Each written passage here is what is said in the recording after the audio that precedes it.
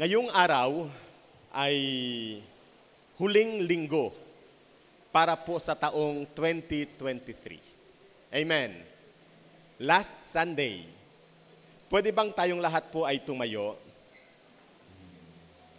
And as we stand this morning, pwede po bang sariwain natin sa ating mga isipan kung ano po yung ating napagdaanan sa taong 2023 at paano po natin masabing naging tapat ang ating buhay.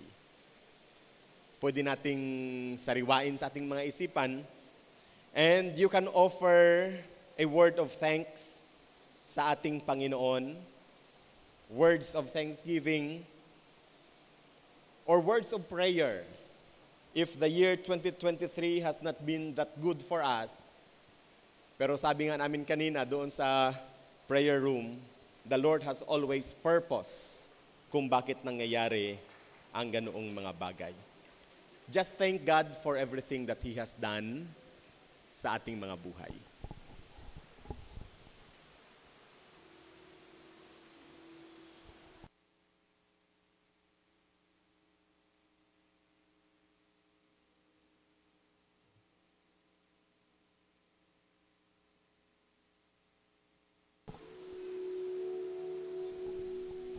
Dakilang Diyos, maraming salamat sapagkat kayo po ay patuloy pong mabuti sa aming mga buhay.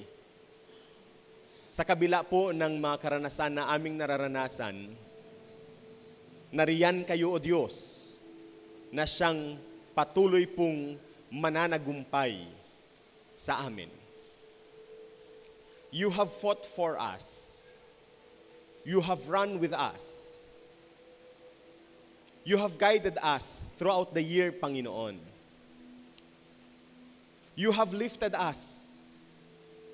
You have opened doors for us, O God, and showed your mighty hands sa amin pong pang-araw-araw na buhay. Salamat po sapagkat habang kami po, Diyos, ay nagpapaalam sa taong 2023 and we welcome the year 2024, we are assured na kung paano nyo po kami sinamahan, sasamahan nyo rin po kami, Panginoon, sa mga araw, mga buwan at mga taon na darating. Hindi po sapat ang mga salita, Panginoon, para amin pong bigkasin ang aming pagkilala sa inyo pong ginawa sa aming mga buhay. Ngunit salamat po, Diyos, sa lahat-lahat. Tinuruan niyo po kami, Panginoon, ginabayan niyo po kami, O Diyos, inalalayan niyo po kami, Panginoon, at hinango niyo po kami, O Diyos, sa anumang pagkabagsak na aming naranasan, sapagkat sapat ang inyong biyaya, Panginoon. Kagaya ng sinabi ng salmista, your love endures forever. So here we are this morning, O God, rejoicing for that love that enabled us to be victorious for this year 2023. At kami po'y naniniwala, Panginoon, you will be with us sa mga taon pang darating. I-bless niyo po ang bawat isa, Panginoon, as we continue to reflect on your word. Sa pangalan ni Jesus. Amen. Mari pong maupo ang bawat isa. Sa Bible, meron pong 3 New Years na inobserve ang mga taga-Israel. Meron silang tinatawag niya New Year or Biblical Year starting sa Nisan 1. That is, kung sa atin ay March or April. Kaya yung atin pong Holy Week, minsan March, minsan April. Kasi yan po ang beginning ng first year ng mga Israelites. So on this first year, first month ng year nila, March, sa atin pong Gregorian calendar, sineselebrate po nila yung Passover. Ito po yung isa sa tatlo na nire-require ng Panginoon sa mga Israelites na pupunta sa Jerusalem, ang lahat ng lalaki.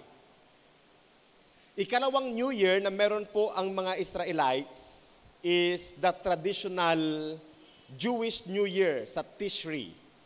Ito naman ay meron din sila pong celebration na Rosh Hashanah, which means the Day of the Trumpets, yung Feast of the Trumpets. At isa po ito sa 7 na major holidays ng Israel. So ito po ay usually nag-start sa month ng September. At ikatlo naman na New Year sa Israel ay yung the New Year of Trees. Bagong taon ng mga puno kasi agricultural society ang Israel. So ito po ay nagfo-fall sa buwan ng Shevat, which is equivalent po sa atin na January or February. Yan po ang kanila pong New Year. That's why, in every New Year na meron po ang mga Israelites, it's a holy convocation for them. Anong gusto sabihin ng holy convocation? Isang banal na pagtitipon.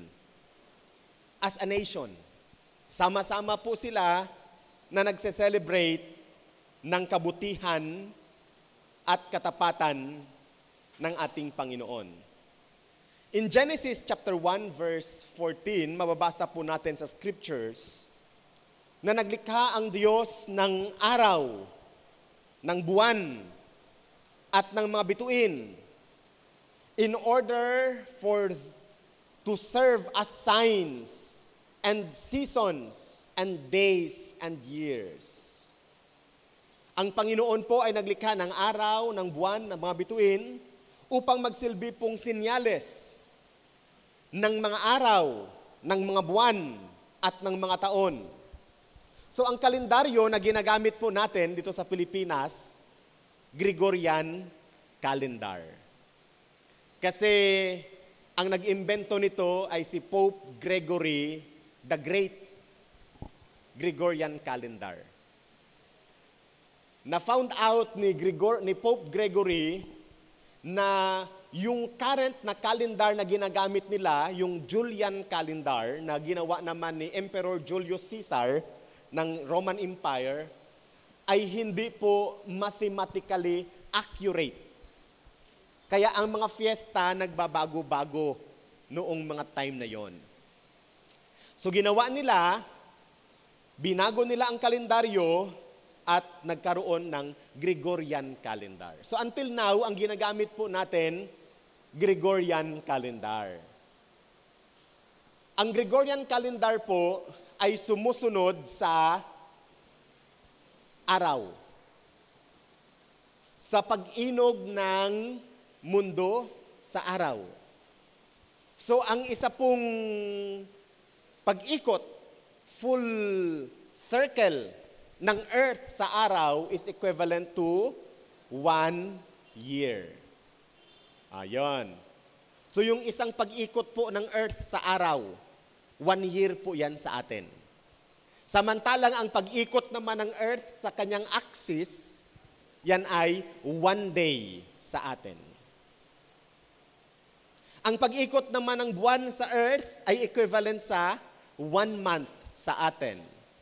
Pero dahil nga po mas maikli yung pag-ikot ng buwan sa Earth, kaya nagkakaroon po ng mga discrepancies. Kasi nung una kay Emperor Julian, ang ginagamit po ni Emperor Julian ay yung buwan. Kaya nga ang atin pagbilang ay unang buwan, ikalawang buwan, ikatlong buwan. That is 28 days. Kaya may mga buwan tayo na dalawa ang full moon. Bakit dalawa ang full moon? Kasi nga, ang isang buwan natin ngayon ay 30 or 31 days, ay ang pag-ikot lang ng buwan sa araw, sa earth ay 28 days lang. Kaya kung mangyayari po yung pangalawang full moon sa isang buwan natin. Ang tawag po natin sa second full moon ay blue moon. Kaya nga ang may kasabihan tayo na once in a blue moon. Bakit may blue moon? Yun ang second full moon sa isang buwan. So yung first full moon, regular full moon po ang tawag doon, pero ang second full moon sa isang buwan, ang tawag dyan ay blue moon. Kaya paminsan-minsan lang yan mangyari sa isang taon. Kaya ang may kasabihan na once in a blue moon. Yan. So yan ang mga nangyayari sa kalendar natin. So for sure, iba po ang kalendaryo ng Biblia, iba din po ang kalendaryo natin. Kasi may Jewish calendar sila, samantalang tayo naman, ang ating kalendaryo ay Gregorian calendar. So sana maliwanag yan sa atin. This morning, pag-uusapan po natin ang salita ng Diyos na makikita sa aklat ng Lucas, kabanatang 1, talatang 5 hanggang 25. At ang mga sitas na ito ay magtuturo sa atin that there are special favor for those who serve the Lord. Pwede bang pakisabi sa iyong katabi, there are special favors for those who serve the Lord. Yan po yung atin pong titingnan. Because the theme for this week is about finding hope. Pag lumilipas po yung taon, there are always uncertainties for some people. Kaya nga dahil nga po marami pong uncertainty sa buhay, ang ginagawa po ng mga tao, humahawak sila, pinanghawakan nila ang iba't ibang tradisyon para maging sigurado sila. Ano-ano po ba yung mga tradisyon na pinanghawakan ng mga tao para masigurado nilang maging magaan ang pagpasok ng taon para sa kanilang buhay? Anong ginagawa nila? Ang iba ay nagpiprepare ng 12 na bilog na prutas. So hindi kasama ang pinya doon sa 12 na bilog. Kasi hindi naman bilog yung pinya. Sabi nila, bakit mayroon kayong bilog-bilog na piniprepare? Para daw ang bawat buwan ay buo. Ayan. Ang iba naman nagpiprepare ng mga pagkain ng mga malalagkit. Bakit malagkit, Sister Helen? Para maging close ang family. So dapat malagkit at matamis. Ayan.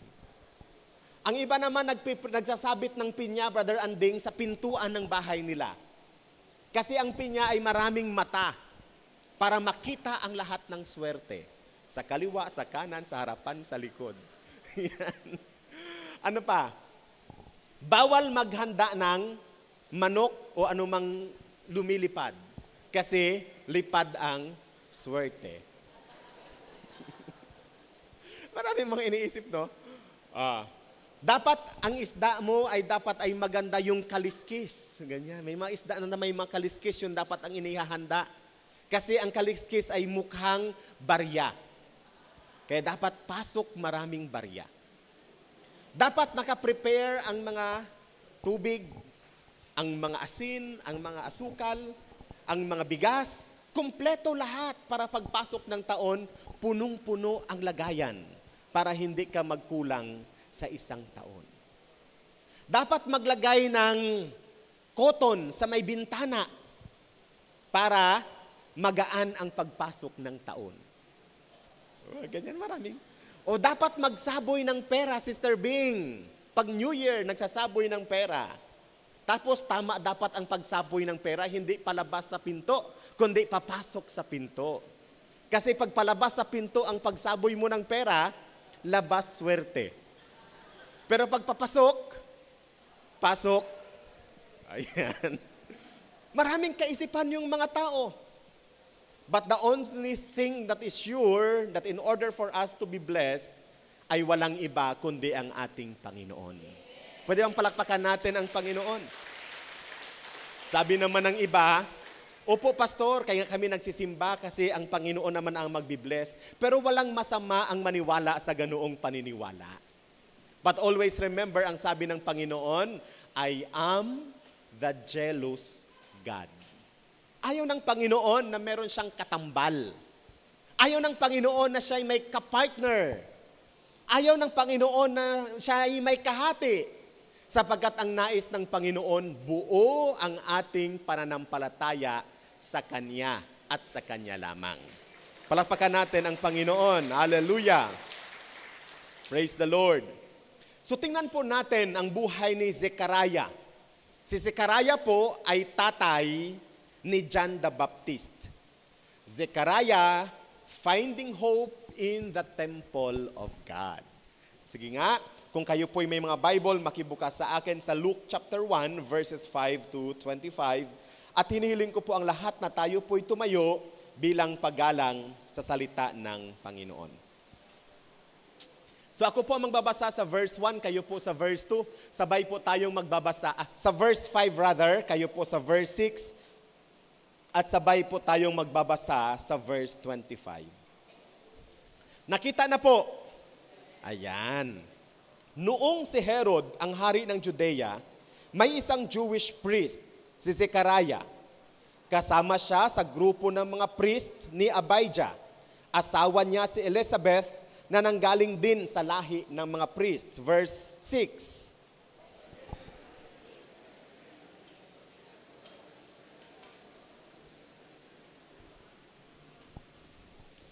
Kaya lang, wala silang anak dahil hindi nagkaanak si Elizabeth at pareho silang matanda na. Verse 8.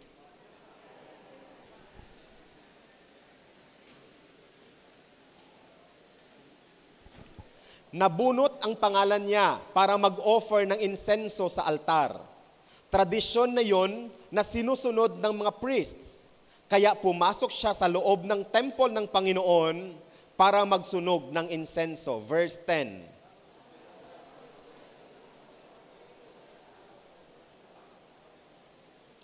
Nagpakita kay Zechariah ang angel ng Panginoon.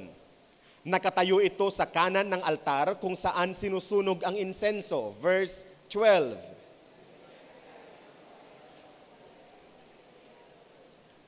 Pero sinabi ng angel sa kanya, "Huwag kang matakot, Zechariah. Pinakinggan ng Diyos ang iyong prayer. Magbubuntis ang asawa mong si Elizabeth ng isang batang lalaki at tatawagin mo siyang John." Verse 14.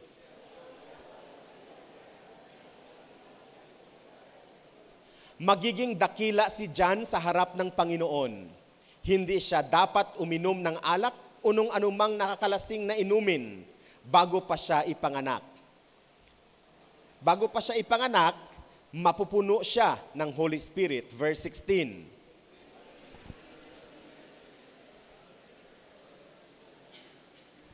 Mauuna siya sa Panginoon na dala ang espiritu at lakas ni Prophet Elijah. Dahil sa kanya, magkakasundo ang mga magulang at mga anak nila. Babalik sa matuwid na pamumuhay ang mga nagre-rebelde sa Diyos. Ihahanda niya ang mga tao sa pagdating ng Panginoon. Verse 18.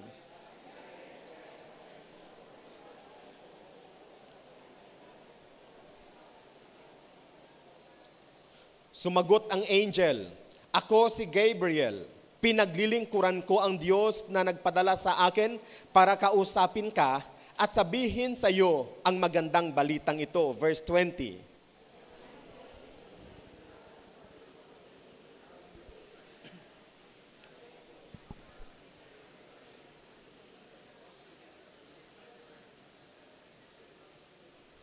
Hinihintay naman ng mga tao sa labas si Zechariah.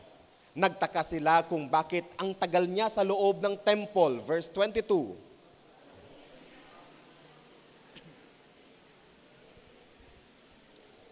Pagkatapos ng duty niya, umuwi na siya. Verse 24.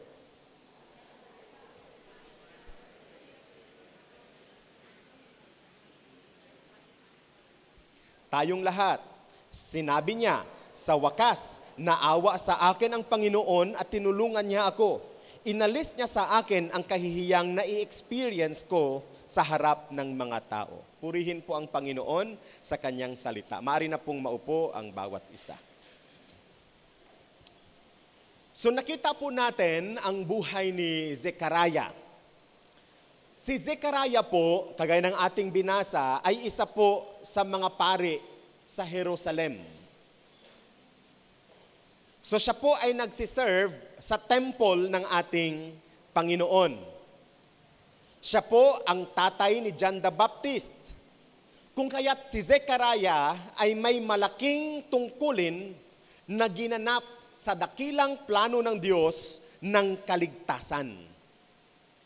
Meron siyang tungkulin, meron siyang role na ginampanan sa plano ng Diyos sa kaligtasan. Makikita po natin sa atin pong binasa, specifically sa verse 6, na si Zechariah po ay described as righteous sa ating Panginoon. Hindi lamang na siya po'y righteous, kundi siya po ay obedient sa Panginoon. Magandang description, ano? Gusto niyo ba ang ganong klaseng description sa buhay natin? Righteous at saka obedient. So sa passage na atin pong binasa, sa verse 7, may problema. Ano ang problema?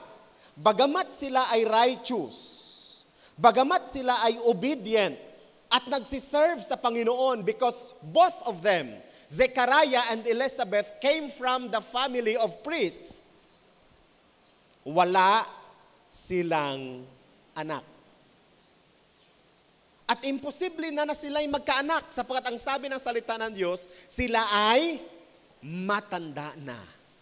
Parang si Lolo Jose, matanda na. Matanda na sila. Walang anak, matanda na. Pero patuloy po sa pagsiserve ng Panginoon. Ang sabi ni Elizabeth sa verse 25, nakaka-experience siya ng kahihiyan. She is being mocked by people dahil wala siyang anak. Sa sinaunang sibilisasyon o kultura, ang anak po ay napakalaking honor para sa magulang. Kasi yung mga anak ang magpapatuloy ng pamilya. Kaya marami pong mga mag-asawa ang dumadami yung anak kasi gustong magkaroon ng anak na lalaki. Kami naman, dumami kami kasi gustong magkaroon ng anak na babae. So ang unang anak ako, yung pangalawa, yung lalaki pa rin, pangatlo, lalaki pa rin. Nung pangatlo na, sabi ni nanay, ay, wag na tayong magkaanak. Kasi madami na. Ang hirap-hirap namin noon, kaya parang naisip nila, wag na magkaroon ng anak. Eh, sa hindi inaasahan, nabuntis si nanay. Tapos, ang anak ay babae. Sabi nila, isa pa, baka babae ulit. Ay, yung pagkasunod, lalaki na naman. Kaya, hindi na sila tumuloy-tuloy pa. Siguro, maraming mga mag-asawang ganun, ano? Wala pang anak, gustong magkaanak. Nung nagkaroon ng anak, gusto anak na lalaki o gusto anak na babae. So on and so forth. Because children, for the family, ay importante. So nakaka-experience po ng humiliation itong si Elizabeth. Kasi nga, wala silang anak ng kanyang asawa. So, kung atin pong tingnan ang passage, the Lord worked a miracle sa buhay po ni Zechariah to provide a son. Pero yung anak na hiningi nila sa Panginoon at dinidesire nila sa Panginoon na ibinigay ng ating Panginoon ay merong misyon. Alam niyo, sa Christian family, naiintindihan natin bilang mga Kristiyanong mga magulang na ang ating mga anak ay may mga misyon na dapat gampanan sa Panginoon. Amen! Naalaala ninyo, pag magpa-dedicate ng bata ang parents, tinatanong ng pastor ang parents. Sa isa sa mga tanong na yan, ang tanong ng pastor ay, kung sakaling tawagin ng Diyos ang iyong anak para maglingkod sa Kanya, Bukal ba sa loob ninyo na siya'y inyong ipagkakatiwala sa Panginoon? So anong sagot ng mga parents? Opo, pastor. Aba, noong nagkaroon na ng anak, nung lumaki na yung anak, at sabi ng anak, Ma, Pa, tinawag ako ng Panginoon, magpapastor ako. Anong sabi ng magulang? Badae. Wag na. Wag na. Mag-aral ka, magkaroon ka ng ganito, magkaroon ka ng profesyon na ganito, so on and so forth.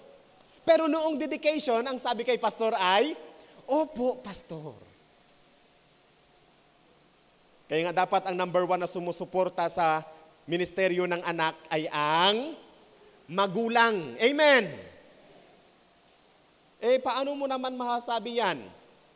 Magsabi yung anak na, Ma, pupunta ako sa church, may practice kami. Anong sabi ng magulang?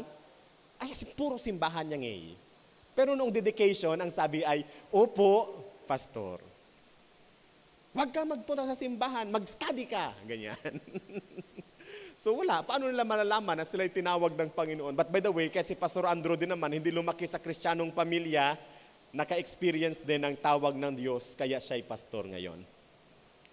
So si Zechariah, miyembro po siya ng pamilya ni Abijah. Si Abijah po ay isa sa mga apo ni Aaron. And during the time ni King David, ginupo niya yung mga tao, ang mga priests. Nung unang panahon kasi, hindi pwedeng kahit sino lang ang maging priest. Ang mga priest ay dapat descendants nino? Ni Levi. Ang mga priest po dapat galing sa tribo ni Levi. Specifically, sa clan ni Aaron, na kapatid ni Moises.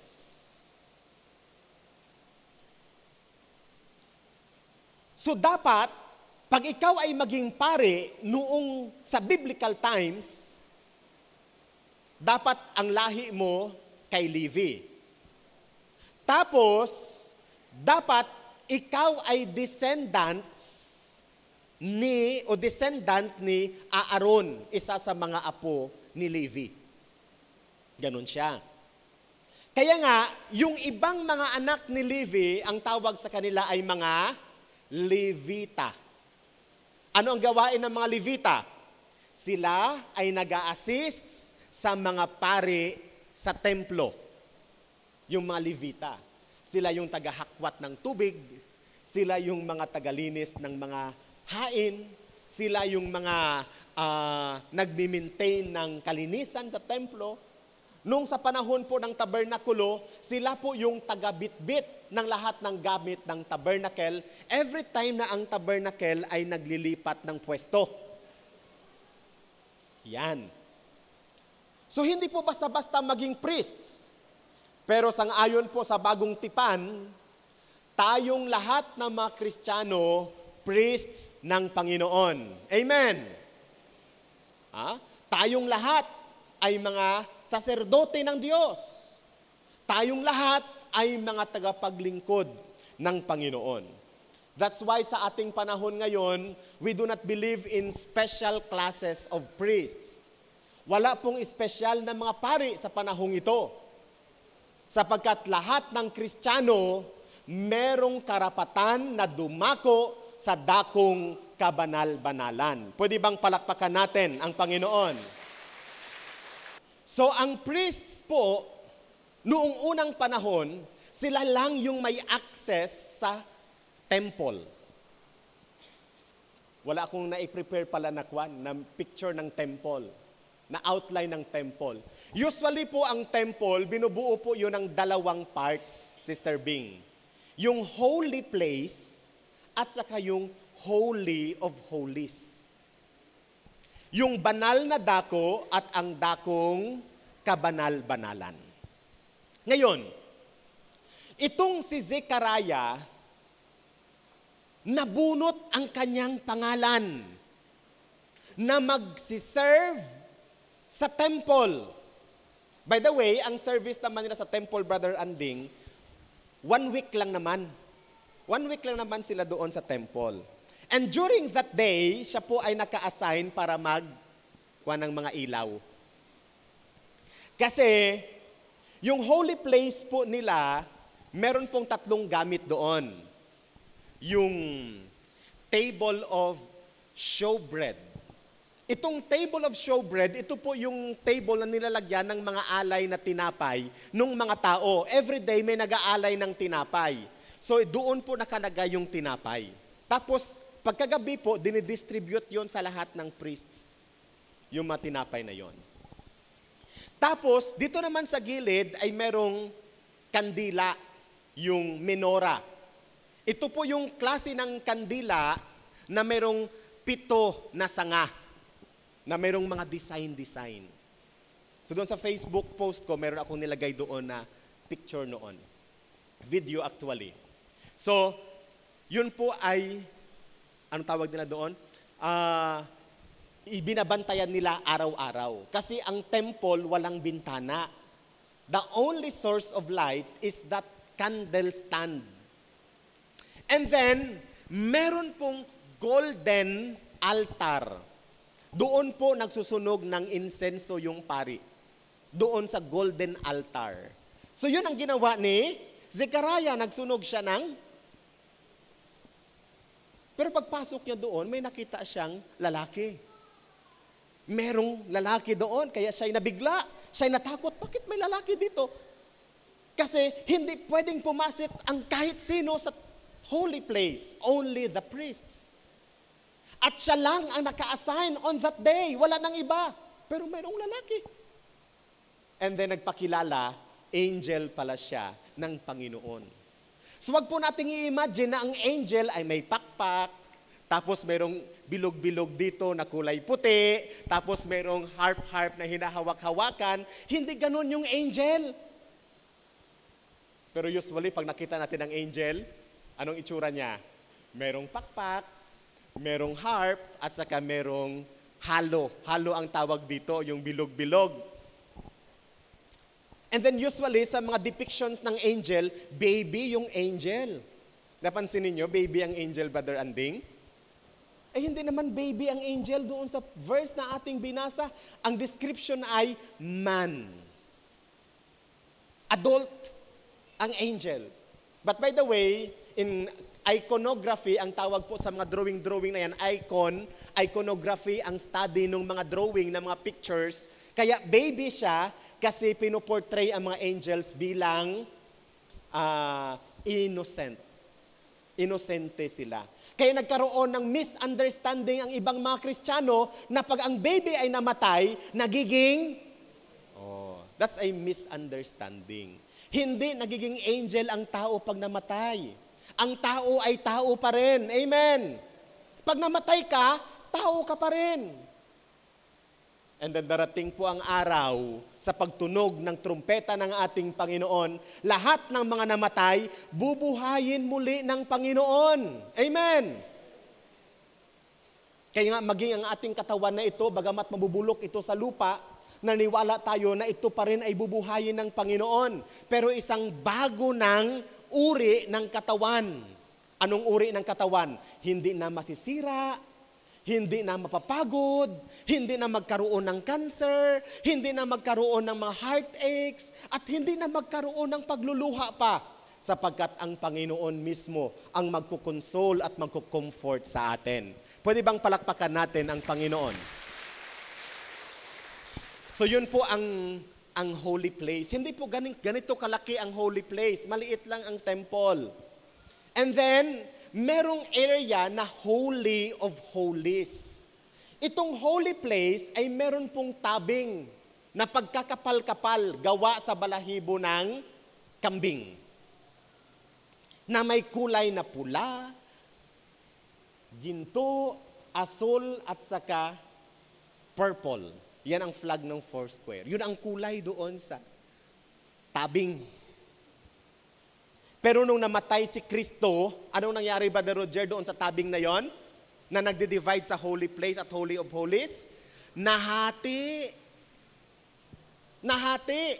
Just imagine, ilang sentimetro ang kapal noon kasi balat ng kambing yon anang balahibo ng kambing rather, nahati. Kaya ang sabi ng Hebreo, lahat tayo ay may confidence na pumasok na sa Holy of Holies. Amen. Bakit? Nahati na yung tabing. Nung namatay si Kristo at sinabi ng ating Panginoon, it is finished, nahati yung tabing. Kaya nga pag tayo po'y nanalangin, pwede na tayong manalangin direkta sa Panginoon. Maganda din naman na humihingi tayo ng prayer sa iba. Maganda din na humihingi tayo ng prayer kay pastor. Pero lahat tayo may karapatan na pumasok sa trono ng biyaya ng Panginoon. Amen! That is the doctrine of the priesthood of all believers.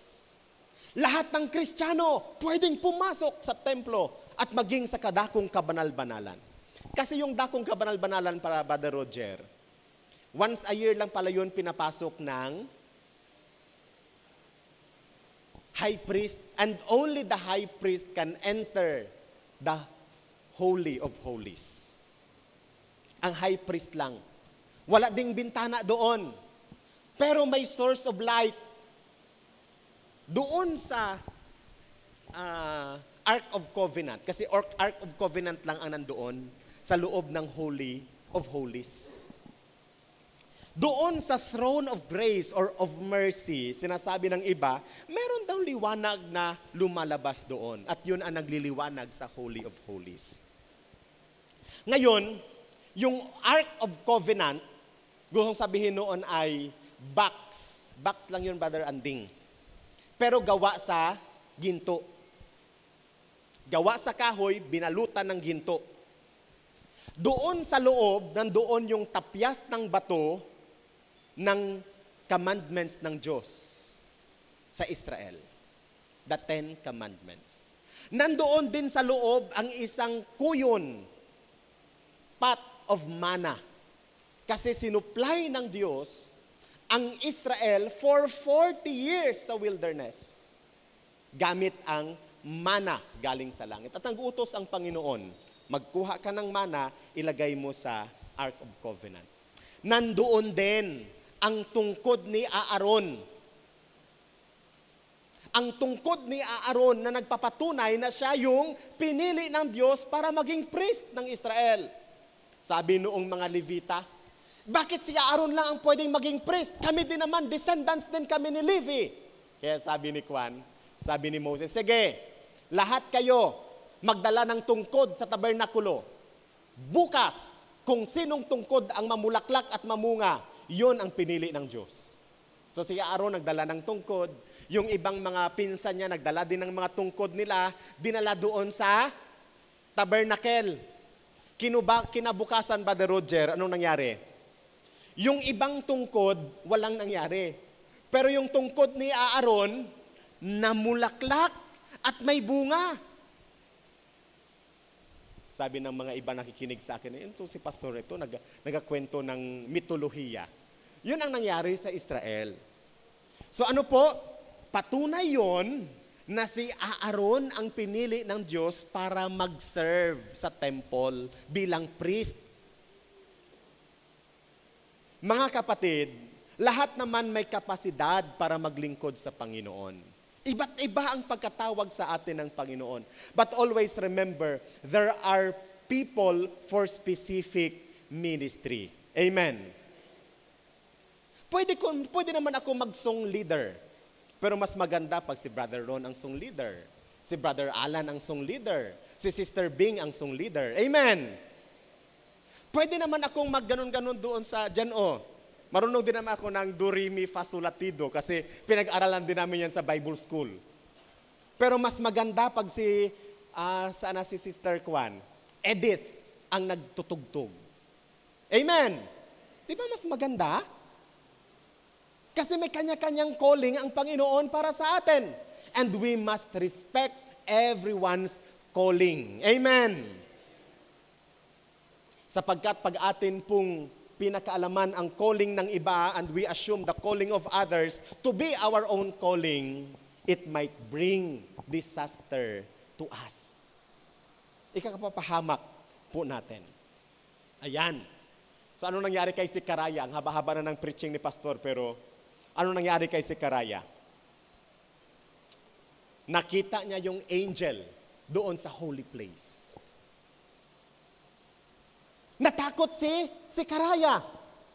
Pero ang sabi ng angel sa kanya, huwag kang matakot. So titingnan po natin ang buhay ni Zekaraya and we will learn kung paano po tayo magkaroon ng pag-asa even in these changing times as we serve the Lord. Una, makikita po natin yung piety ni Zekaraya. Ano yan? Yung kanyang devotion sa Panginoon. Ano po yung klase na tao itong si Zekaraya? He is a person of holiness. He is a person of holiness. Meron pong isang editorial sa Daily Telegraph noong August 4, 2007. Sinabi ni Charles Moore with regards to newsworthiness. Pag sinabi mong newsworthiness, ito yung mga balita, mga pangyayari na kabali-balita. Halimbawa, noong si Daniel Padilla, sino ang kanyang girlfriend? Catherine Bernardo. Ang tawag sa kanilang team ay Kathniel. Naghiwalay sila. Nabalita ba? Hindi. Nabalita. Marami bang affected? Hindi. Pero yung kapitbahay ko na naghiwalay, nabalita? Hindi. Hindi. Bakit? Hindi kilala yung kapitbahay ko. Actually, hindi ko rin siya kilala. Hindi kilala. Pero sa kanila, malaking balita. Inubo lang si Presidente Marcos, binalita din. Di ba nabalita? Pero yung kapitbahay natin na ubo ng ubo, lumuluwa na yung mata sa kauubo, binabalita ba? Hindi. Bakit? Kasi hindi newsworthy. May mga pangyayari na newsworthy kung ito ay, una, nangyari sa isang sikat na tao. Kaya pag sikat ka, pagchichismisan ka nila. Tama, hindi? Pero pag wala ka naman, ikaw lang ay janitor dyan, wala ka namang kwan, may pakialam ba sila sa buhay mo? Wala. Pag magsuot ka lang ng ganito, pag sikat ka, marami nang magki-question. Pero pag ikaw ay ordinaryo na naglalakad sa kalsada, nobody will question. Kasi nga, sikat, yan ang unang isa sa mga kwan ng newsworthiness. Sikat. Ikalawa, sobrang kagimbal-gimbal. Ano yung sobrang kagimbal-gimbal? Yung halimbawa ay may nadisgrasya, tapos 100 ang namatay, o 10 yung namatay, ibabalita yon. Pero yung simpleng disgrasya lang dyan sa kalsada na nagbanggaan lang ang tricycle at saka yung motor dyan, at wala namang nangyari, binabalita ba? Hindi din. Nagets ninyo? Kasi sobrang kagimbal-gimbal. Ang iba naman, sobrang kamangha-mangha. Pareho yung 80 years old na lula, na abogado, tumalon sa eroplano. Nag-parachute kwan siya. Binalita. Kasi 80 years old. Tumalon pa sa eroplano para mag-skydiving. Ay talagang kamangha-mangha, Brother Anding. Kaya isip ko, parang hindi ko kaya yun. Mag-dive nga sa dagat, hindi ko kaya eh. Pero siya, kaya niya mag-dive sa kwan, sa langit. Binalita po yon. Hindi naman binalita nang si Pastor Andrew ay namasyal sa ibang bansa. Pero siya, binalita siya sa radyo, sa TV, sa internet. Kasi lahat ng bansa sa mundo, nabisita na noong 80 years old na lola na yun. So yun ang kanyang pangako, yun ang kanyang gusto sa kanyang sarili. Mapuntahan niya lahat ng lugar sa mundo. Kaya binalita siya. Kasi kamangha-mangha. Yan ang mga newsworthy. Sabi ni Charles Moore, isa siyang editor ng Daily Telegraph. Goodness of a person takes some attention to discern because it does not announce itself. Someone who shouts, "I am good," is not, almost by definition. So it will be characteristic of most good people that they act stealthily, seeking to avoid notice because they do not want what they tend to call, "All this is fast." Ano bang gustong sabihin nito? Sabi ni Charles Moore, ang kabutihan daw ng isang tao ay hindi daw napapansin ng marami. Tama, hindi? Nung ingsanrukan nimo itsuya ka imo kapitbahay, nabalita ba? Aba, si Sister Bing nagsanrok it ng isra sa ida kapitbahay. Di ba hindi binabalita, no? Pero nung sinuntok mo yung kapitbahay, ala, balita. Pansinin mo yan. So ang kabutihan, hindi po yan binabalita. Kasi once na binalita mo yung iyong kabutihang ginawa, anong sasabihin ng tao? Para daw. Ay, di ba? Oo. Kanya rakina, para daw yung kinangida. For publicity yung rakina. So usually, ang goodness na ginagawa po natin sa iba, hindi po natin sinasabing, "Oy, mabuti akong tao." Because the moment, sabi ni Moore, ni Charles Moore, the moment na sinabi mong mabuti kang tao, you are not a good person. You have a motivation. May atiyang.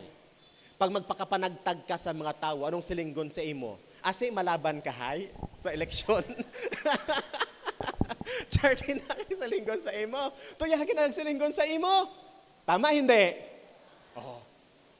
Kasi naiisip nila na ang kabutihan ngayon ay uri na lamang ng publicity. They will give meaning to you. At alam nyo ba na ang tao sa mundong ito, they are not interested of the truth. They are not interested of the truth. What they are interested is their perception of what is true. Hindi sila talaga interesado sa katotohanan. Ang interest nila ay kung ano yung perception nila, kung ano yung totoo. Kaya ang mga tao may hilig magbigay ng kahulugan sa kanilang nakikita, sa kanilang napapansin. But unlike the world, ang Panginoong Diyos nakikita ang kabutihan ng bawat isa. Amen. Kaya ang sabi ng salita ng Diyos, huwag tayong mapagod sa paggawa ng mabuti. Sapagkat sa tamang panahon, aanihin natin ang ating mga ginawa. Sapagkat ang prinsipyo ng Biblia, what you sow is what you reap. Pag magtanim ka ng kabutihan, anong aanihin mo? Kabutihan. Pag magtanim ka ng kasamaan, anong aanihin mo? Noong mga nakaraang buwan, may nakita ako sa Facebook na mayroong isang anak na pinagsisipa ang tatay. Talagang pinagsisipa niya, may video talaga sa nagsisipa yung tatay. Nagtago na sa ilalim ng katre yung tatay niya, pinagsisipa niya pa rin. Sabi ng mga tao, walang pakundangang anak, walang kwentang anak, kung anong sinasabi ng mga tao. Pero nung tiningnan yung original post, yung bata pala, noong bata pa siya, binibitay ng tatay. Inglalambait, katong pangtukod sa bintana. Tukor. Kaya noong yung anak na ang may upper hand, nagbalos ratong anak. Why? Because what you sow is what you reap. What you sow is what you reap. Kaya nagkaroon ng batas sa Pilipinas, bawal lambahon kag anak. Ay ngasing, napansin na nila, yung mga anak na naglalamba sa tatay. Kaya may bagong batas ngayon na pinag-uusapan. Bawal ding lambahon ang magulang. Kung mayroong child abuse, meron na rin ngayong parents abuse. Kaya nga, may batas na, ano ba doon, approve na po ba yun, na required na ang mga anak magbigay ng suporta sa tatay, sa mga magulang? Hindi pa, pero pinag-uusapan, di ba? Nire-require na ngayon, mayroong pinag-uusapan sila na batas na dapat yung anak magbigay ng suporta sa magulang. Kasi may batas din na ang mga magulang dapat ay magbigay ng suporta sa anak. Ay itong mga anak ay nakalimot ay rabuno sa maguyang. Wala na silang pakialam sa magulang. Kaya, pinag-iisipan nila, Parent Welfare Act. Di ba? Parent Welfare Act. So what makes Zechariah upright? Una, mapapansin po natin sa verse 6. Zechariah and Elizabeth observed all the Lord's commandments and regulations blamelessly. Pansinin po natin. Ang kabanalan ni Zechariah, makikita po natin sa kaniyang pagsunod sa lahat ng kautusan ng Panginoon at mga tuntunin ng Panginoon. Ikalawa, makikita po natin that Zechariah not only observed the commandments ng ating Panginoon blamelessly, but he also performed his duties as a priest conscientiously. Pinerform niya ng maayos yung kanyang duty bilang isang priest ng Panginoon. Tanungin natin ang ating mga sarili, ako ba ay nagpiperform ng aking duties sa aking Panginoon ng maayos at tama? Pag ang sagot ninyo ay totoo, pwedeng magsabi kayo ng Amen. Pero kung hindi nyo ginagawa, pwedeng sabihin nyo, may second chance pa. Kasi ngayong taong 2024, may chance tayong gawin natin ang ating mga duties conscientiously sa harapan ng Panginoon. Amen!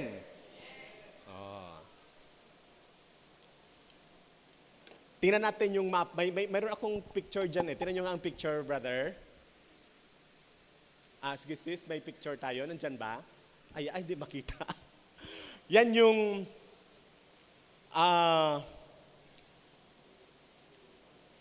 merong 24 na grupo ang mga pari na magsiserve sa temple. And every time po na sila po yung mag-serve sa temple, merong course 1, course 2, tapos course 3, 4, hanggang 24 po yun. Yan. Ginagawa nila ang lahat ng kanila pong makakaya pag sila po ay mag-serve sa temple. Actually, itong mapa na itong picture na ito, makakatulong ito sa atin para maintindihan natin kung kailan ipinanganak si Jesus. Okay? Kasi ang schedule na ito ay magpo-point out sa atin kung kailan kinausap ng angel si Zechariah. So si Zechariah po, o yung family ni Zechariah, kay Abijah, 2 beses lang sa isang taon magsiserve sa temple. So pwede na sila po ay mag-serve sa buwan ng Sivan. Yan dyan Sivan. On the 9th week of the year. Or pwede din na sila po ay mag-serve sa Kislev on the 35th week of the year. Kung si Zechariah ay nag-serve sa buwan ng Kislev, gustong sabihin, maaring December ang birth ni Jesus. Pero kung si Zechariah ay nag-serve sa buwan ng Sivan, maaring September ang kapanganakan ni Jesus. Pero ngayon, hindi natin alam kung kailan yun. Kasi ang sabi ng Bible, noong time lang na nabunot ang kanyang pangalan para mag-serve on the course of Abijah. So hindi natin alam. So, salamat na lang sa Panginoon sapagkat ang katotohanan, ipinanganak si Kristo sa ating kalagitnaan. Pwede bang palakpakan natin ang Panginoon? Kung December man yan, or anumang buwan man yan ipinanganak ang ating Panginoon, it's not a debate for us. Wala namang debate yun sa atin. And there is no confusion on us because the truth is, Jesus is born. Amen. Hallelujah. Now, 24 po ang division ng mga priest sa Israel. And every division performed their temple duties for a week, twice a year. Napakarami pong mga priests during the time.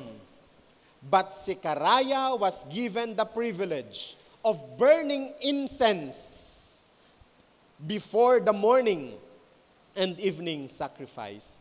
So, para po kay Zechariah, it is a great occasion for him to stand alone in the holy place, burning the incense to the Lord.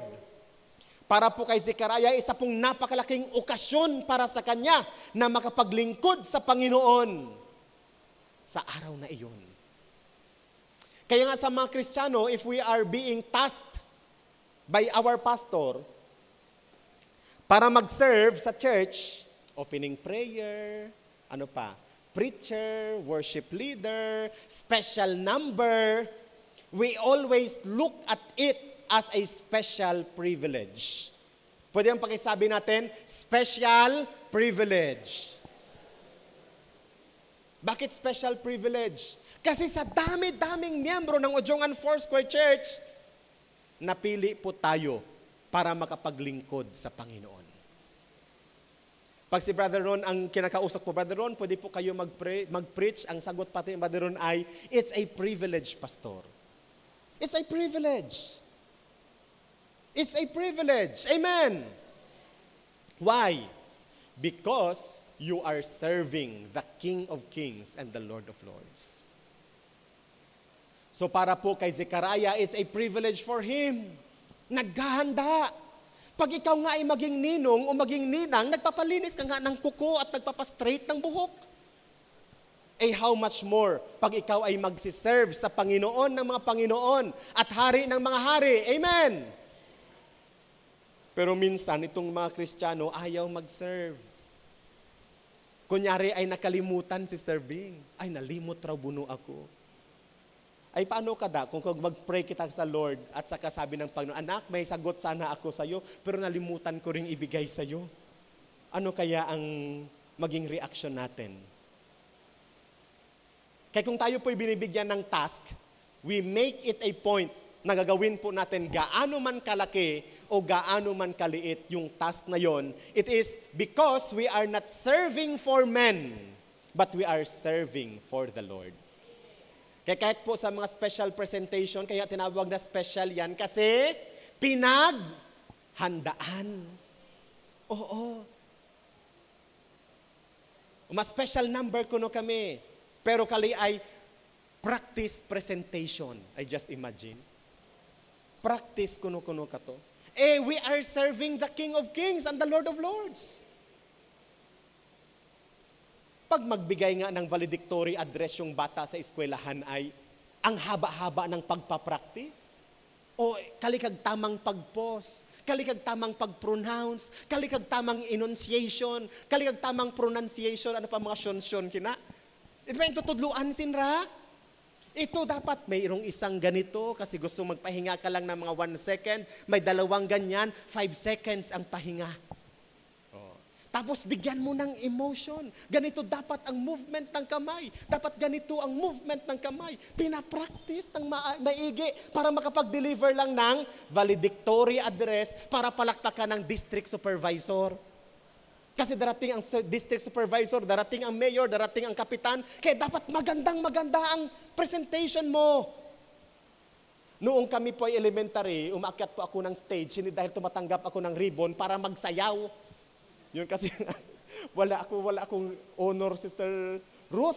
Maliban lang noong grade 5 at grade 6. Pero grade 1 hanggang grade 6, nagsasaka ako stage para magsadaw. Kada si nanay po at nagpapauli every time ng graduation at recognition. Hindi para magpin sa akin ng ribbon, kundi para manood ng sayaw. Pero naging Kristiyano ako, kinalimutan ko na ang pagsasayaw. Kasi sabi ng pastor ko, worldly yan, Sister Bing. Kaya naniwala naman ako sa pastor ko, kaya hindi ako sumayaw simula nung ako'y naging Kristiyano. So, worldly na talaga. Hamak ng makarina kang imo sa dawon sa atubangan ay talagang worldly talaga silang itong pastor. So, klaro ra talaga ka to. But by the way,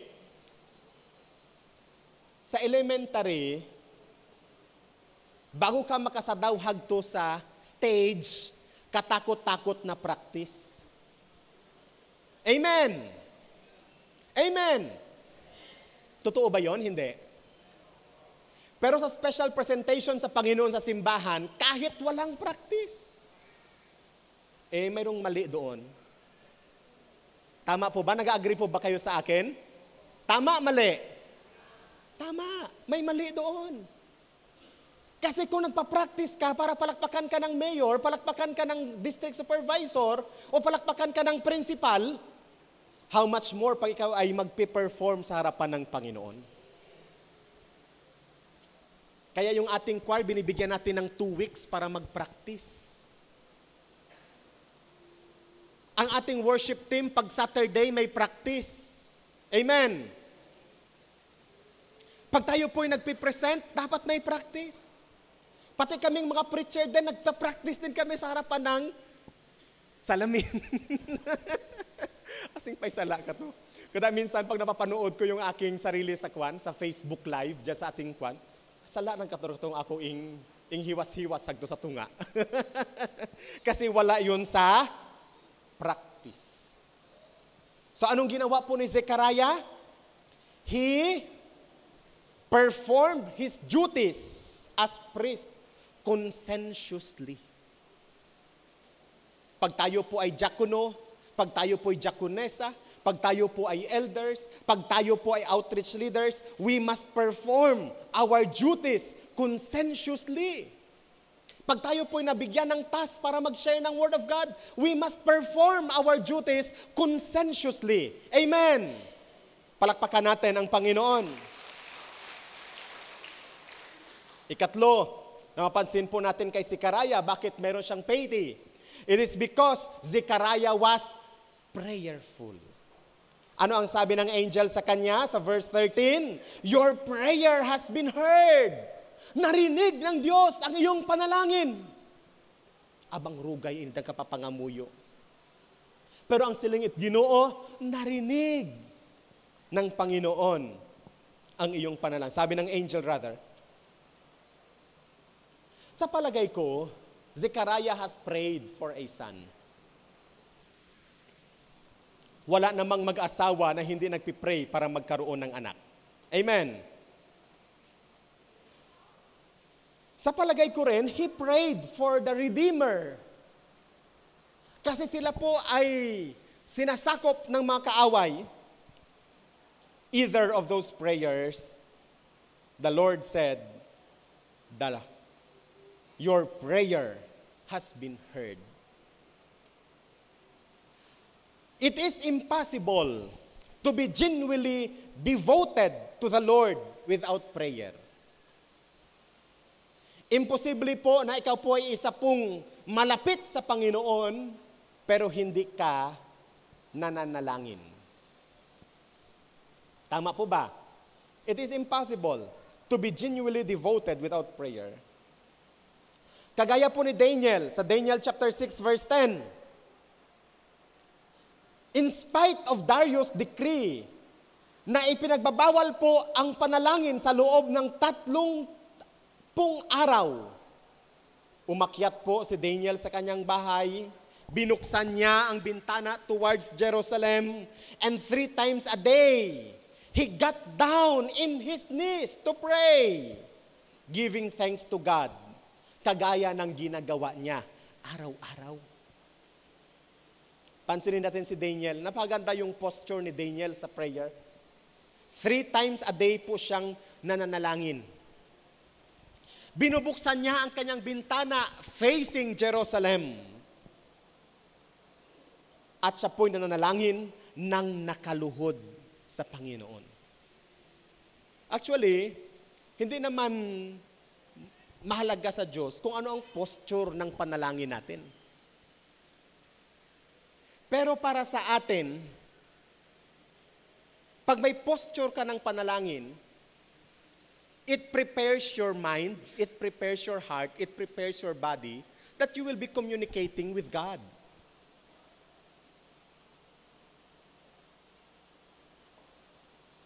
Hindi ba? Kahit ano namang posture, pwede kang kumain. Kahit nakahiga ka pa, pwede kang kumain. Tama, Sister Bing, no? Kahit nakapatiwarik ka pa, pwede kang kumain. Pero mas magandang kumain na nakaupo doon sa table, sa upuan, sa table. Mas magandang kumain, di ba? Mas feel mo na ikaw ay kumakain. Kaysa sa naman nakahiga ka sa iyong higaan at saka kumakain ka. Ano ka, naka-ospital? Di ba? Ganon din naman sa prayer. Hindi importante sa Panginoon ang posture. Pero pag lumuluhod ka sa Panginoon, pag nakataas ang iyong kamay sa Panginoon, nahahanda ang iyong isipan, ang iyong puso, na ikaw ay dumadako sa Panginoon sa panalangin. Pwede namang naglalakad ka diyan sa kalsada, nananalangin ka, wala namang problema doon. Actually, ginagawa ko yun parati. Pwede naman. Pero pag may nakakita sa'yo, Pastor, ganyan-ganyan, ay alam ba ano ka? Ay ba, sagot na kang, hello kapatid, oh, hello sister, hello brother. Tapos pagkalipas itong tawag ay, sino gani ka to? Hindi ko maalaala, Sister Bing, ang tao na nagtatawag sa akin ng pastor. Pero, gustong sabihin, kahit ano pong gagawin mo, pwede kang manalangin, pero kung gusto mong devoted ang time mo sa Panginoon, magandang may posture sa panalangin. Pwedeng nakaluhod, pwedeng nakataas ang kamay, pwedeng nakatuwad. Ang tawag dyan sa English ay prostrate. Yabot itong prostate, no?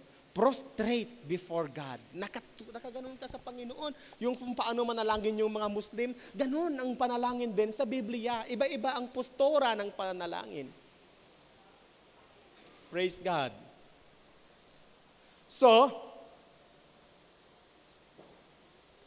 ano pa yung karakteristik ni Zechariah?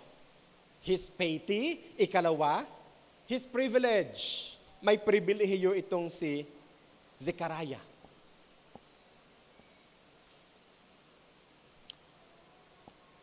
Pansinin po natin. Una, na pribilehiyo na meron po si Zechariah, his entrance to the holy place. His service to the holy place. Pribilehiyo yon. Ang dami-daming mga priest, pero nabunot ang kanyang pangalan na mag-serve sa Panginoon. Nabunot ang kanyang pangalan na mag-serve sa Panginoon. Salamat sa Panginoon. Nung ipinost ng ating church council sa bulletin board na ang pangalan ni ganito ay nominated bilang diakonessa o diakono ng church. Ang sabi ng iba ay, praise God, may pribilehiyo akong makapaglingkod sa Panginoon. It's a privilege na iyong pangalan ay mailagay sa pagpipilian. Actually, hindi yan kandidato, Brother Anding. Ay kandidato ray kuno ako o. Asing buko kandidato, yara ka nag-file it certificate of candidacy. Kada buko ka, kandidato. Ikaw ay nominated. Napili ka. Napili. Kasi sa kapapanalangin ng ating church council, na-identify nila, pati sa iyong spiritual gifts na nilagay mo doon sa membership form, ay possible na itong taong ito ay gagamitin ng Diyos sa ganitong ministeryo. So it is always a privilege to serve the King of Kings and the Lord of Lords.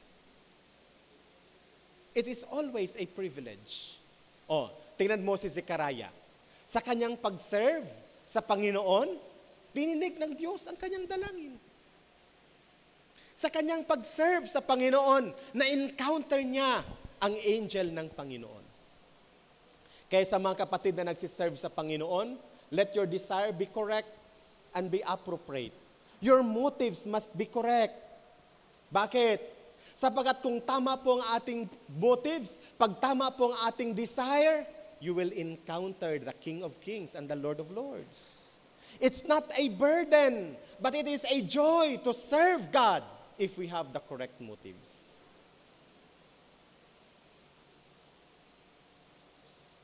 Kaya nga sa politika, dalawa ang klase ng tao, Brother Anding. Yung mga taong nagpupuri sa politiko at yung mga taong nagkikriticize sa politiko. Tama, no? Yung mga taong nagkikriticize sa politiko, ano sila? Kontra sa lahat. Hindi nagpa-participate. Tama, hindi nagpa-participate. Project kina, kaya yain na proyekto kina.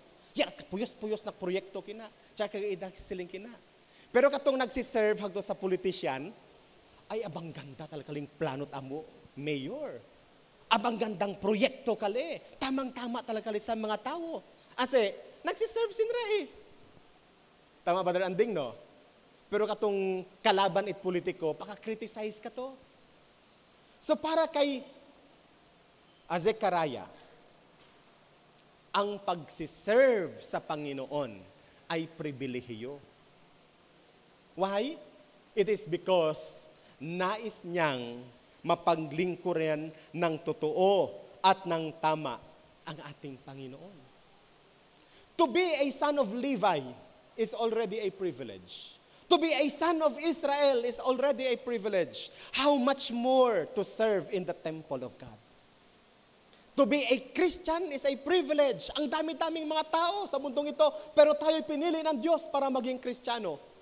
Ang pagkakalooban pa ng pagkataon na makapag-serve bilang pastor, bilang isang worship leader, bilang isang teacher, bilang isang mangaral, bilang isang tagapagturo, mas lalong iba yung pribilehiyo sa paglilingkod sa Panginoon. Pwede bang palakpakan po natin ang ating Panginoon? Hallelujah. And then ikalawa, His privilege is His joy and delight.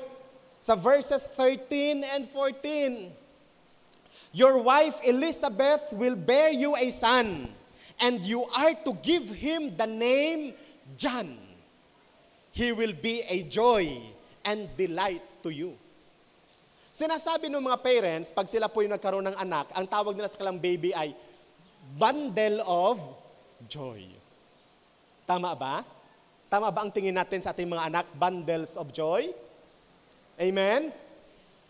Kaya nga sa mga Kristiyano, walang unwanted babies. Ibig sabihin mga Kristiyano, ay unwanted child kina. Wayat unwanted child sa isang Kristiyano. Why? Because we believe that our children are gift from the Lord.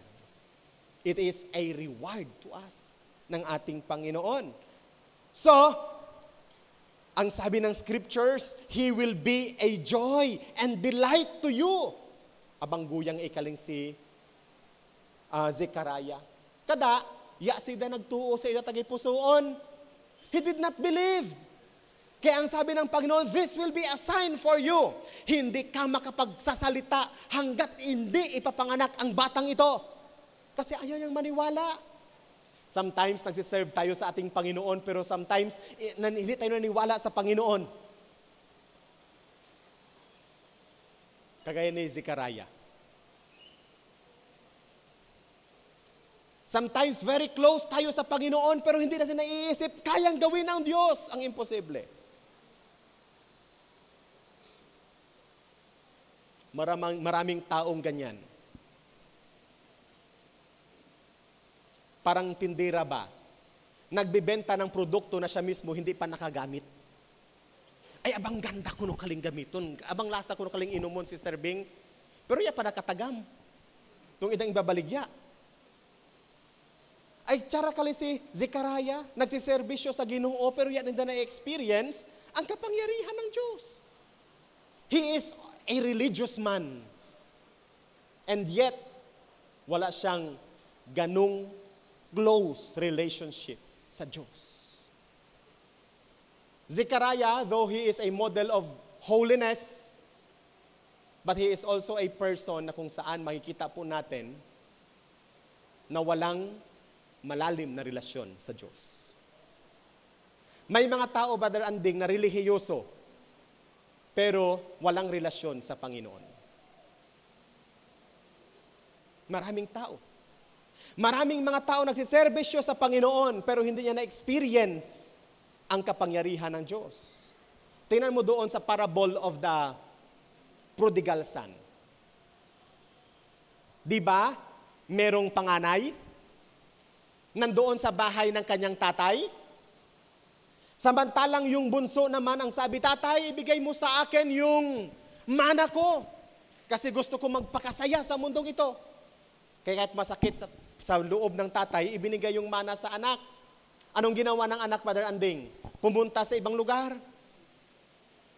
Nilustay yung pera. Yung pera na hindi pinaghirapan niya, nilustay niya.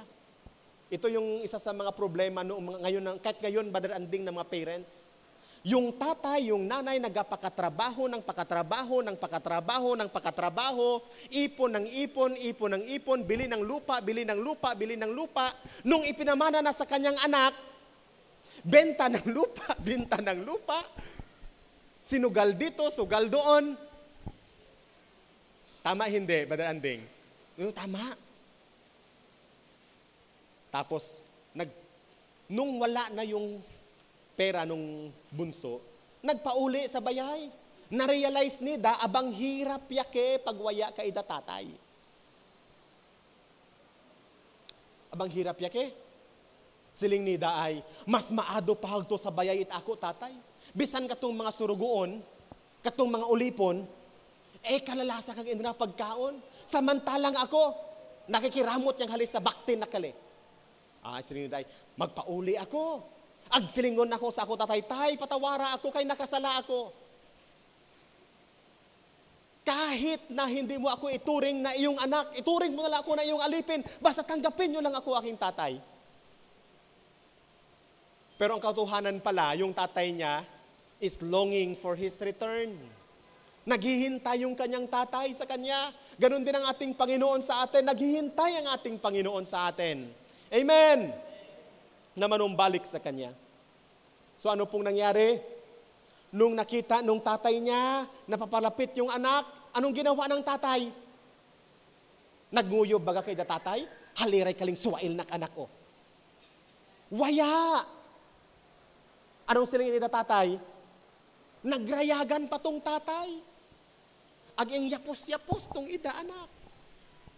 Nakita kag sitwasyon iti ida anak, kada nagtawag iti ida ulipon, siling nida sa ulipon, raya ahali kag bagong yamit. Pasuksukan it bagong yamit ling anak. Raya ahali kag singsing. Pasuksukan it singsing kaling anak.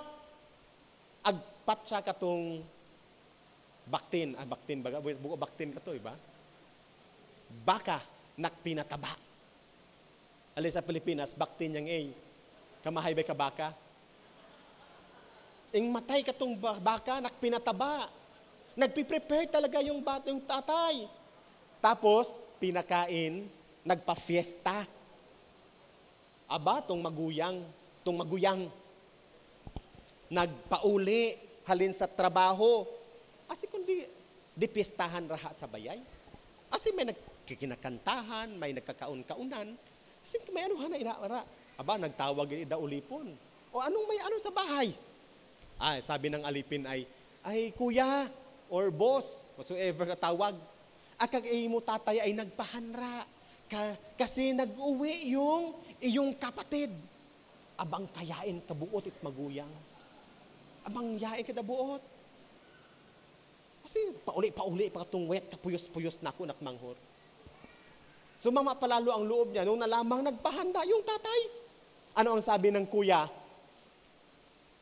Tay, bakit naman ganyan? Yan ang suyor sa bayay, di ba? Nagliwas pa itong tatay. Ay anak, suyor Nagpa-fiesta ako dahil na ling imo manghura ay nagpauli. Anong siling nida? Ing sukma pa nida kaya tatay. Asing tuyar tay? Siling nida. Ako nga ni nakwaya naghalin-hali sa bayay. Nagpapakaserbisyo sa imo. Nagpapakatrabaho para sa imo. Ing human ako kay mo kagustuhan. Bisan kambing yang iya, nimo ako ing katayan. Diba? Abang yahin kay tapuot. Rangtoy sila sa dabayan ida tatay, waya na da na-enjoy, kag blessing, ida tatay. Mga kapatid, na-enjoy nyo ba ang blessing ng ating tatay sa langit? Praise God. Pag mga bagong convert, bago nakakilala sa Panginoon, bawa prayer meeting, nagte-testimony. Pero katong mga marurugay sa simbahan, nagtutuyur-tuyuran pa kina kung sino kang maunang mag-testimony. Ay, ikaw yung kurakto. Sino ma-testimony silang ni pastor? Ay, ikaw kurakto. Sa tayo tulay eh. Pero itong mga bagong convert, Sister Bing, pagkatulay nakraan kina. Tapos pag hudot pa yung microphone, nagtitikrag kayuha. Bakit? Kasi feel nila ang blessings ng kanilang tatay na nasa langit araw-araw. Pero tayong nasa tahanan na ng ating Panginoon, araw-araw tayong pinagpapala ng ating Panginoon, hindi na natin na-feel ang kanyang blessings. Makwento muna ako. Sa ibang rabo akong kwento ra. Sa pamilya naman, mahirap kami. Pag ang suya namo ay sardinas, nakihalo sa usang abang rakong kaldero nakpuno tubi, ag kapada, ag ano kinao? Abang lasay, abang sadyay namo. Oo. Kasi ang usual na ulam, kung buko asin nak ditubi, gatait ni dug nakingpuga hagdo sa nag-uusok-usok na kanon, nag-isot na kwan, tsaka kalasa ra gihapon ka to. Once a year lang kami, Brother Andy, nakakatagamit karne. Kailan yon? Fiesta. Once na kami makatagamit karne pag fiesta, na bakay kinas natin 1 kilo na baktin, agkato ka mo ing susuya. Kung buko, fiesta, pag nagbakiso tong karabaw. Di ba may mga karabaw na pay magpanglinte? Di ba panglinti tawag halin sa inro, katong kabang kusog na kulog at kidlat. Natalon yung kalabaw sa kung saan-saan. So namamatay. So bakiso ang tawag, yan ang aming inuulam. So on and so forth. Pag nakakatagam ka bagat suya na kalasa, abang lasa talaga. Diba? Minsan lang Ngayon, pag karne ang ulam, nareklamoy ako, Sister Helen. Pay kwan as puro karne yang Char. Diba? Itong una, para makakaonyang ka, magpagtupagto ka, mapangkuha ka ng mga bayabas, pangkuha ka ng mga kingdom, kung ano ka imo kaunon, ay okay. Ngasing, siling ni nanay ay, kaling inom mga suya halay sa inuref ay nagtutugas siyang igali. Tapos nagrereklamo ka muna kwaya suya. Nay, ano ang sura? Ay, dyan sa ref. Ay, hindi na mo ka ito kaunon. Sa sunod na naman, kasi straight naman kasi, tuloy-tuloy. Ano bang gusto kong sabihin? Maraming mga tao ang hindi nakaka-experience ng blessings na meron tayo ngayon. Ang mahalaga, i-appreciate natin kung ano ang meron tayo at huwag nating hanapin kung ano ang wala tayo. Pag may relief goods, nung maliliit pa lang kami, napila nakador kami sa relief goods. Ngasing, pag magmuyat kat imo drawer, asing waya akot suksukon. Ay abang ramo rang naka, butang hagto. Pero hindi mo alam kung anong susuotin mo. Yung ibang tao, abang sadya nila, kahit paulit-ulit nilang susuotin yung damit na yon, masaya sila kasi meron silang ganong damit. Pero tayo, isang beses lang suotin, 2 beses nang suotin, 3 beses nang suotin, ang isip nato, luma hindi na dapat isusuot. Let us appreciate the blessings and favor ng Diyos sa atin. So, ang sabi po ng angel ng Panginoon kay Zechariah, this child will be a joy and delight to you. And yet, he did not believe. Pero ang sabi ng Panginoon, this child will be a joy and delight sa atin. What a privilege that we have sa ating Panginoon. Kaya sabi ng kanta, count your blessings, name them one by one, and it will surprise you what the Lord has done. Sa sanawa sa buhay po ni Zechariah, maintindihan po natin na napakahalaga po ang ating relationship sa ating Panginoon. At napakahalaga din ang pagsunod natin sa Panginoon at pamumuhay ng may katwiran sa harapan ng ating Panginoon.